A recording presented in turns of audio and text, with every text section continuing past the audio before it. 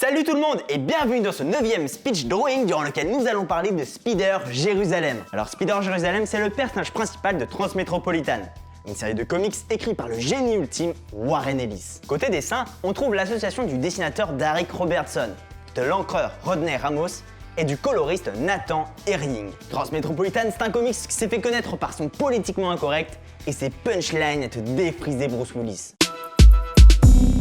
Côté adaptation, on va pas se mentir, c'est assez léger. Bien sûr, il a le matériau de base, le comics Transmétropolitan, composé de 60 numéros. En fait, Warren Ellis s'était fixé de faire une histoire d'environ 1000 pages avant même de savoir de quoi il allait parler. Actuellement, en France, la série ressort au fur et à mesure chez Urban Comics. Et inutile de vous dire que vous devez foncer dessus, si c'est pas déjà fait. Mais hélas, concernant les adaptations, c'est tout.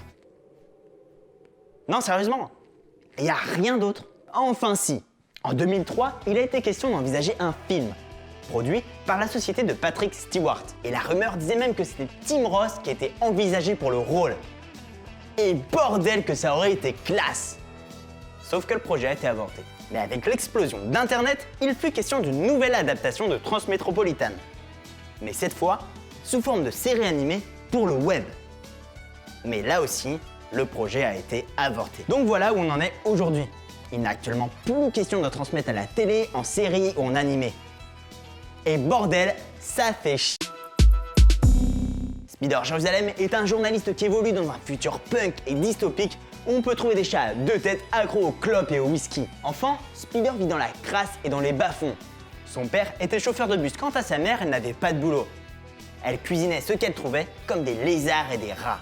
Pour s'en sortir, Spider dut se faire stripteaseur, à l'âge de 8 ans. Et on se doute que c'est l'accumulation de toutes sortes d'expériences graveleuses qui lui a donné très vite l'envie de changer les choses.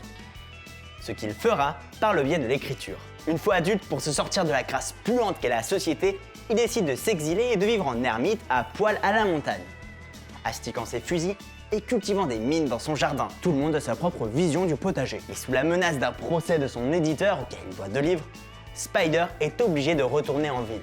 Une fois arrivé, il lui faut retrouver un petit boulot, un appart et de la bonne drogue sa mère qui dégage les sinus. Il renoue donc avec un ancien ami, Mitchell Royce, qui lui redonne son ancien poste de journaliste au sein d'un journal. Avec ce job, Spider Jérusalem retrouve ses sujets de prédilection, comme par exemple la dénonciation des corruptions, mettre au grand jour les vices des politiques, président en tête, et combattre les inégalités sociales en interviewant par exemple des prostituées de 9 ans. Qui a dit que tous les comics c'était pour des enfants? Visuellement, Spider Jérusalem est un personnage fin, une musculature très sec, le corps rempli de tatouages dont une araignée tatouée sur le crâne. En général, il porte juste un blazer noir, à même le corps car la chemise c'est trop mainstream, plus un pantalon noir et une paire de Rangers. Tout comme son caractère et son anticonformisme, son apparence de chauve à lunettes de soleil est influencée par Hunter S. Thompson, un journaliste requin à la plume hargneuse et shooté à toutes sortes de drogues.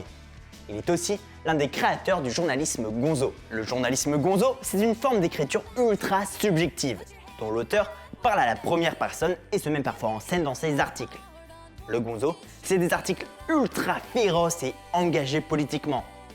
Donc clairement, Spider Jérusalem, c'est un putain de journaliste gonzo. Les influences pour le design de Spider se trouvent aussi dans la culture punk. Le punk, pour aller au-delà des idées reçues, c'est avant tout un mouvement de contestation qui prône la liberté individuelle, le rejet de l'ordre établi, le tout avec un esprit de dérision mêlé à des concepts anticapitalistes.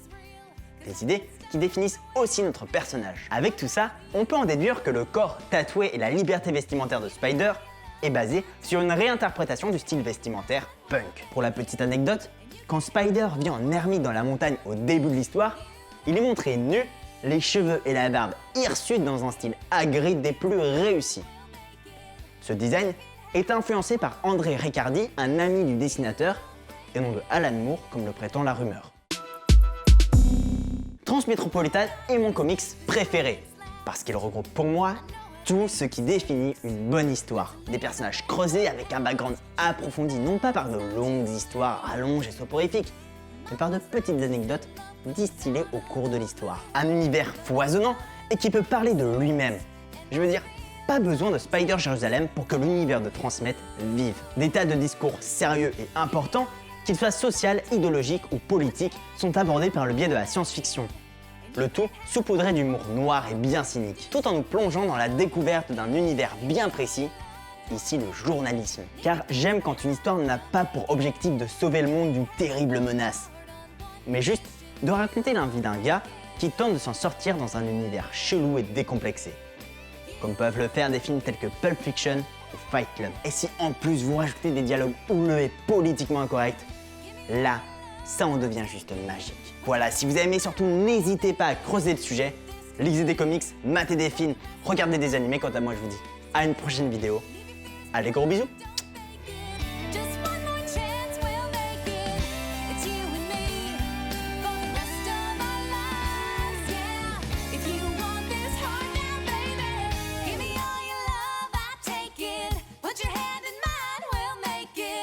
And you can have